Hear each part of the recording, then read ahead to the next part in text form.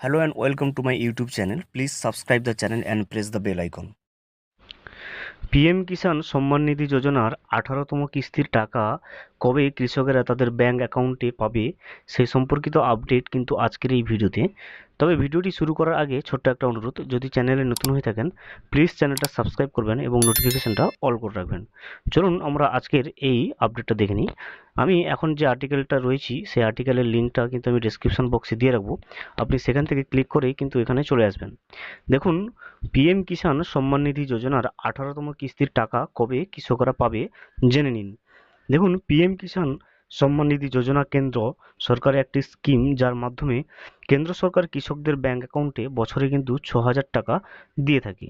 বছরের সর্বমোট 6,000 টাকা তিনটে করে ইনস্টলমেন্টের মাধ্যমে 2,000 টাকা করে কিন্তু পৌঁছে দেওয়া হয় কৃষকদের ব্যাংক অ্যাকাউন্টে ডিবিটির মাধ্যমে, অর্থাৎ ডাইরেক্ট বেনিফিট ট্রান্সফারের মাধ্যমে। 12 মাসের মধ্যে প্রতি 4 মাসে এক একটা ইনস্টলমেন্টের মাধ্যমে কিন্তু 2,000 টাকা করে কেন্দ্র সরকার কৃষকদের ব্যাংক অ্যাকাউন্টে টাকাটা পৌঁছে দিয়ে থাকে। পিএম কিষাণ সম্মান নিধি যোজনার 17তম কিস্তির টাকা কিন্তু কেন্দ্র সরকার কৃষকদের ব্যাংক অ্যাকাউন্টে কিন্তু পৌঁছে দিয়েছে 18ই জুন 2024 সালে উত্তরপ্রদেশের বারাণসী শহর থেকে।